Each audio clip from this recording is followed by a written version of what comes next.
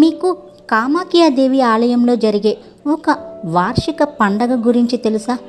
ఆ పండుగే అంబుబాచి మేళా.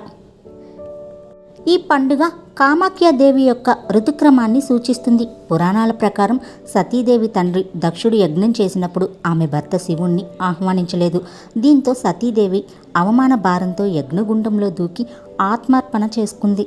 అప్పుడు శివుడు కోపంతో ఊగిపోతూ సతీదేవి శరీరాన్ని భుజం మీద వేసుకుని విశ్వమంతా తిరిగాడు. అప్పుడు విష్ణువు తన సుదర్శన చక్రంతో సతీదేవి శరీరాన్ని ఖండించాడు. ఆ శరీర భాగాలు వివిధ ప్రదేశాలలో పడ్డాయి. వాటిలో కామాఖ్యాదేవి ఆలయం వద్ద పడిన ప్రదేశం యోని భాగమని భావిస్తారు. అలాగే ఆ ప్రదేశంలోని కామాఖ్యాదేవి ఆలయం కూడా వెలిసింది.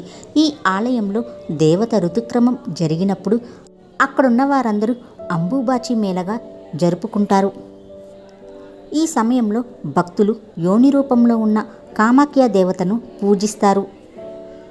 ఈ పండుగ యొక్క ప్రాముఖ్యత: అంబుబాచి మేళా స్త్రీ శక్తికి, సంతానోత్పత్తికి ప్రతీకగా భావిస్తారు.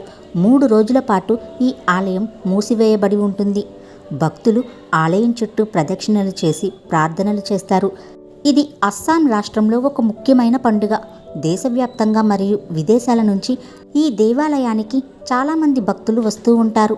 ఈ పండుగ యొక్క ప్రత్యేకతలు: ఆలయం మూసివేయబడిన 3 రోజులలో భక్తులు ఎలాంటి శుభకార్యాలు చేయకూడదు. అలాగే ఈ ఆలయంలో కొన్ని తాంత్రిక సంప్రదాయాలు కూడా ఉన్నాయి. ఈ పండుగ తాంత్రిక సంప్రదాయాలకు కూడా చాలా ముఖ్యమైంది. మరియు ఈ దేవాలయంలో వారు వచ్చి చేతబడులు లాంటి తాంత్రిక విద్యలు కూడా నేర్చుకుని చేస్తూ ఉంటారు. పండుగ ముగిసిన తరువాత ఆలయాన్ని శుద్ధి చేసి భక్తులను లోపలికి అనుమతిస్తారు. ఈ సమయంలో అక్కడ నదీ నీరు ఎర్రగా మారుతుందని భక్తులందరూ నమ్ముతారు. అలా నీరు ఎర్రగా మారడాన్ని ఆ తల్లి యొక్క ఋతుక్రమాన్ని సూచిస్తుంది.